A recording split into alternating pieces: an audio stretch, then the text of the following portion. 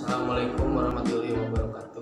Perkenalkan, nama saya Muhammad Gibran Akbari dari jurusan D3 Prodi Rekam Medis dan Informasi Kesehatan. Di sini saya akan menjelaskan pengertian dari rekam medis. Rekam medis adalah berkas yang berisikan catatan dan dokumen tentang pasien dimulai dari identitas, pemeriksaan, pengobatan, tindakan medis pada sarana pelayanan kesehatan untuk rawat inap atau jemput jalan, baik itu dalam instansi kesehatan negeri ataupun swasta. Sedangkan menurut ahli, rekam medis merupakan kegiatan pengumpulan keterangan tentang identitas, hasil anamnesia, pemeriksaan, dan catatan kegiatan pelayanan atas pasien dari waktu ke waktu.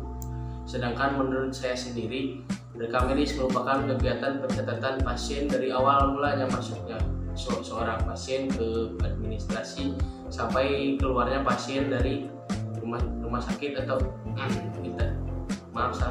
instansi kesehatan tersebut. Tujuan dari rekam medis merupakan untuk menciptakan tertib administrasi di suatu layanan kesehatan. Yang maksud dari tujuan tersebut adalah supaya meningkatkan efisiensi dan efektivitas dalam pelayanan kesehatan. Sedangkan penggunaan rekam medis terbagi menjadi 6 yang disingkat menjadi Alfred. Alfred yaitu A-nya administrasi, L legal, F finansial, R riset, E edukasi, D dokumen. Penggunaan yang pertama A yaitu administrasi merupakan rekam medis yang digunakan sebagai pendaftaran awal pada suatu instansi pelayanan kesehatan. Sedangkan yang kedua legal yaitu digunakan untuk sebagai jaminan hukum terhadap pasien ataupun baik untuk pasien atau dokter itu tersendiri. Yang ketiga finansial yaitu pembayaran adalah rekam medis digunakan untuk menjelaskan apa saja yang obat-obat yang dikeluarkan oleh suatu pelayanan kesehatan serta apa saja pelayanan yang dilakukan kepada pasien tersebut dan diakumulasikan di dalam satu rekam medis supaya pembayaran yang dilakukan jelas dan transparan.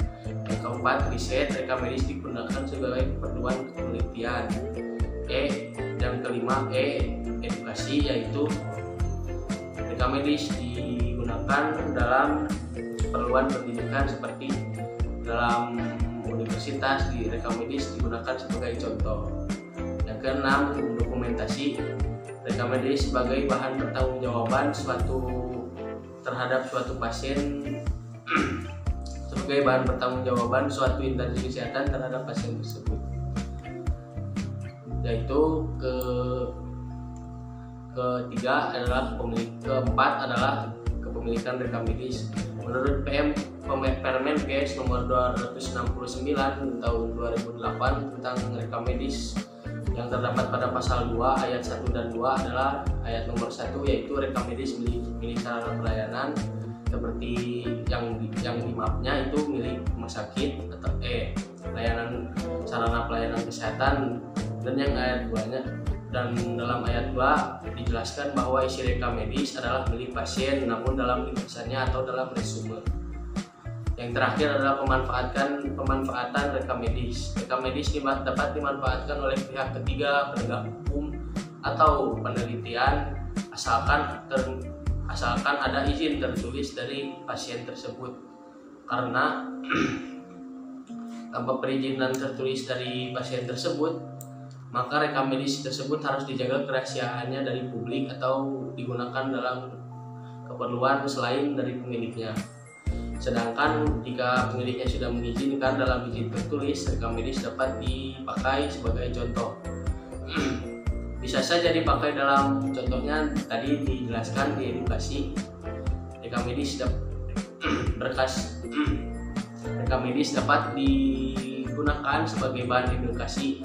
Namun jika tidak diberi izin dari sang pemilik rekam medis, maka untuk menghindari terkenanya hukum, maka biasanya identitas dari pasien tersebut selalu dirahasiakan dan hanya diagnosa atau pencatatannya saja yang ditulis.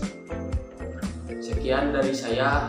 Mohon maaf bila ada kesalahan kata. Sekian dari saya, Muhammad Gibran Akbari, pamit undur diri. Wassalamualaikum warahmatullahi wabarakatuh.